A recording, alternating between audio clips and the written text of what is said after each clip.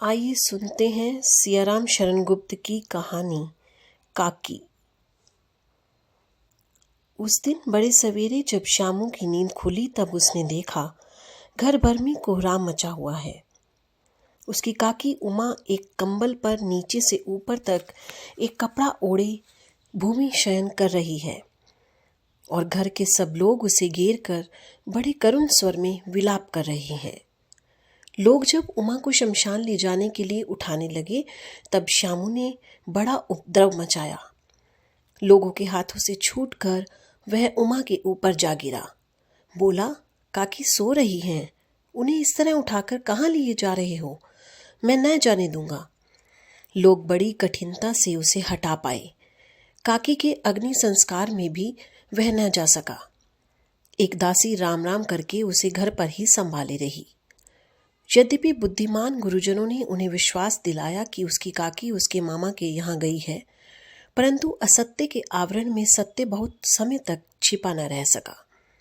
आसपास के अन्य अबोध बालकों के मुंह से भी वह प्रकट हो गया। यह बात उससे छिपी न रह सकी कि काकी और कहीं नहीं ऊपर राम के यहाँ गई है।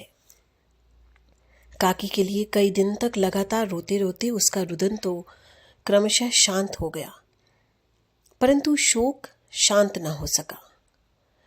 वर्षा के अनंतर 1-2 दिन में पृथ्वी के ऊपर का पानी अगोचर हो जाता है, परंतु भीतर ही भीतर उसकी आर्द्रता जैसे बहुत दिनों तक बनी रहती है। वैसे ही उसके अंतःस्थल में वह शोक जाकर बस गया था। वह प्राय अकेला बैठा बैठा शून्य मन से आकाश की ओर ताका करता। एक दिन उसने ऊपर एक पतंग उड़ती देखी। न जाने क्या सोचकर उसका हृदय एकदम खिल उठा। विश्वेश्वर के पास जाकर बोला, काका मुझे पतंग मंगा दो। पत्नी की मृत्यु के बाद से विश्वेश्वर अन्यमनस्क रहा करते थे। अच्छा मंगा दूंगा कहकर वे उदास भाव से कहीं और चले गए।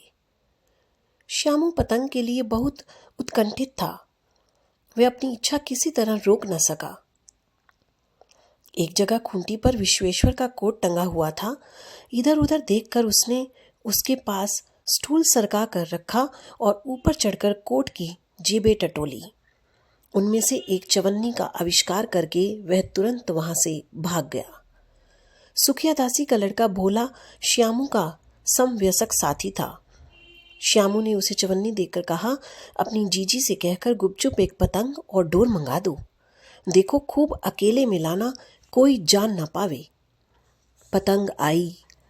एक अंधेरे कमरे में उसमें डोर बांधी जाने लगी। श्यामू ने धीरे से कहा, भोला किसी से ना कहो तो एक बात कहूं। भोला ने सिर हिलाकर कहा, नहीं किसी से नहीं कहूंगा। श्यामू ने रहस्य खोला, कहा, मैं यह पतंग ऊपर राम के यहाँ भेजूंगा। इसे पढ़कर काकी नीचे उतर आएंगी। मैं लिखना नहीं जानता, नहीं तो इस पर उनका नाम लिख देता। भोला श्यामू से अधिक समझदार था। उसने कहा, बात तो बहुत अच्छी सोची, परंतु एक कठिनता है। यह डोर पतली है, इसे पकड़कर काकी ऊपर नहीं आ सकती। इसके टूट जाने का डर है। काकी उतर नहीं सकती। पतंग में मोटी रस्सी चाहिए तो सब ठीक हो जाएगा।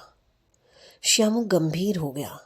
मतलब यह बात लाख रुपए की सुझाई है, परंतु कठिनता यह थी कि मोटी रस्सी कैसे मंगाई जाए। पास में दाम है नहीं और घर के जो आदमी उसकी काकी को बिना दया माया के जला आए हैं वे उसे इस काम के लिए कुछ नहीं देंगे। उस दिन श्यामू को चिंता के मारे बड़ी रात तक नींद नहीं आई। पहले दिन की तरकीब से दूसरे दिन उसने विश्वेश्वर के कोट से 1 रुपया निकाला, ले जाकर भोला को दिया और बोला, देखो भोला, किसी को मालूम न होने पावे। अच्छी अच्छी 2 रस्सियां मंगा दो। एक रस्सी छोटी पड़ेगी। जवाहर भैया से मैं एक कागज पर काकी लिखवा रखूंगा। नाम की चिट रहेगी तो पतंग ठीक उन्हीं के पास पहुंच जाएगी। 2 घंटे बाद प्रफुल्ल मन से श्यामू और भोला अंधेरी कोठरी में बैठे बैठे पतंग में रस्सी बांध रहे थे। अचानक शुभ कार्य में विघ्न की तरह उग्र रूप धारण किए विश्वेश्वर वहां आ घुसे। भोला और श्यामू को धमकाकर बोले, तुमने हमारे कोट से रुपया निकाला है? भोला सक पकाकर एक ही डांट में मुखबिर हो गया। बोला, श्यामू भैया ने रस्सी और पतंग मंगाने के लिए निकाला था। विश्वेश्वर ने श्यामू को 2 तमाचे जड़ दिए। चोरी सीखकर जेल जाएगा, अच्छा तुझे आज अच्छी तरह समझाता हूं, कहकर फिर तमाचे जड़े और कान मलने के बाद पतंग फाड़ डाली। अब रस्सियों की ओर देखकर पूछा, ये किसने मंगवाई? भोला ने कहा, इन्होंने मंगवाई थी। कहते थे इससे पतंग तानकर काकी को राम के यहाँ से नीचे उतारेंगे। विश्वेश्वर हतबुद्धि होकर वहीं खड़े रह गए। उन्होंने फटी हुई पतंग उठाकर देखा, उस पर चिपके हुए कागज पर लिखा हुआ था, काकी।